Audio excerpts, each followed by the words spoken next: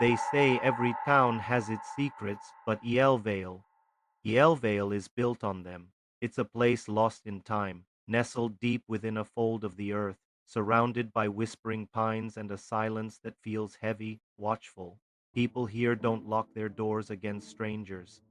They lock them against the town itself. The old timers will tell you, if they trust you enough to speak, that the real danger isn't what walks the streets at night, it's the streets themselves and the houses that line them. My great grandfather used to talk about it, his voice a dry rustle like autumn leaves. He spoke of the house at the end of Crooked Lane, the one with the perpetually fogged windows. He said it wasn't just old, it was hungry. That was the phrase he used, hungry. He told a story about a traveling salesman, a man full of bright smiles and cheap trinkets, who saw the house as a perfect, quiet place to spend the night. The neighbors watched him walk up the porch steps. They heard the front door creak open, then shut with a soft, final click. And that was it. The man was never seen again.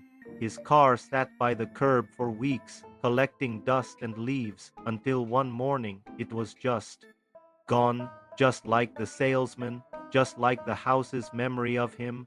But the house wasn't alone in its strangeness. In El Vale, there were other homes, other ancient structures with secrets festering in their walls. There was the row of cottages near the creek, the ones that locals swear would rearrange themselves on moonless nights. You could go to sleep with the blue cottage on your left and wake up to find the yellow one there instead.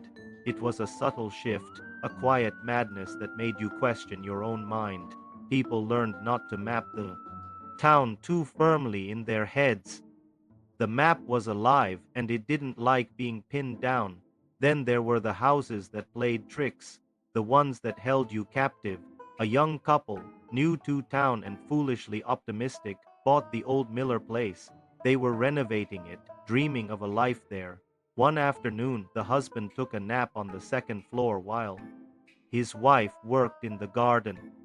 When he woke up, the bedroom door was gone, not locked, not jammed, gone. In its place was a solid wall, the plaster and paint seamless, as if a door had never been there. He was trapped. His wife heard his frantic shouts, his desperate pounding. The neighbors heard it too. They just closed their curtains and turned up their radios. They knew the rules. You don't interfere. The house was digesting. The people of El Vale knew all of this. It was a truth they absorbed with their mother's milk, a fear that settled deep in their bones, but no one spoke of it, not in public, not even in whispers over a shared drink, because in this valley to speak a thing's name is to give it power, to talk about the moving houses, the hungry walls, the vanishing doors.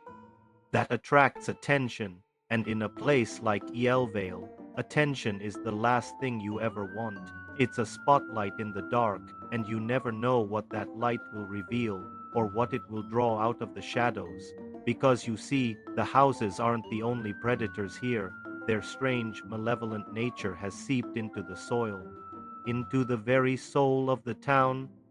It has twisted things, created things, things that look human, things that walk among the residents, smiling, chatting about the weather, all while looking for someone who has drawn too much attention, someone who has noticed too much, someone who talks in El Vale. The silence isn't just golden, it's survival.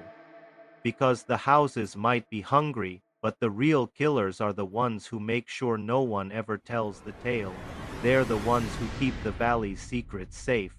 They're the ones who make sure that when you enter one of those houses, you truly never, ever leave.